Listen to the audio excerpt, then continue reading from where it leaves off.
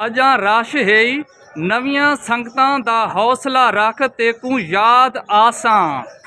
खुशामदीद कहने मियाँ वाली इनफॉर्मेटिव न्यूज़ ने उत्ते अज मैं मौजूद हाँ मियाँ वाली लारी अड्डे उत्ते। मियाँ वाली लारी अड्डे उत्ते तुसां देखने पे हो बेतहाशा रश होना ट्रैफिक ना और बेतहाशा गड्डियां मौजूद होनियां। इत्थे इन्हां गड्डियां ने पिछो मुख्तलिफ किस्म ने और ज़बरदस्त मज़ेदार किस्म ने जुमले लिखे हुए हैं। आज थोको वो जुमले मैं अपनी चैनल पर लिख लेना कि मियाँ वाली लोग अपनी गड्डियां ने पिछो केरे किस्म ने जुमले लिखे हैं और वो जुमले केरे केरे मैंने लिखे ने चलने अते थोको आन के गड्डियां उत्ते मैं आन के दिख लेना केरे केरे जुमले लिखे हैं और चलने गड्डियां तरफ। खतरे से खेलना हमारी आदत है। अक्षय और रक्षित लिखो है गुड बाय। जिद न कर मेरी जान टाइम मेरी मजबूरी है। सब मिला मुझे वालिदैन की दुआ से।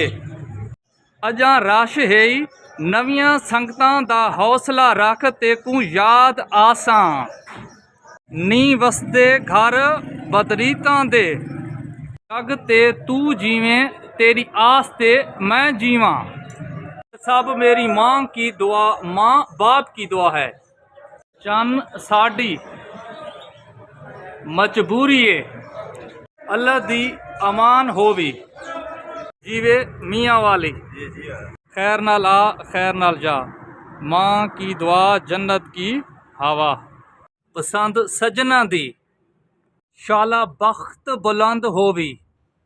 ना तू मिलसी ना दुख मुकसन ना मैं इजहार कर सकसा। चलो कोई गल नहीं वसे तेरी मियाँ वाली।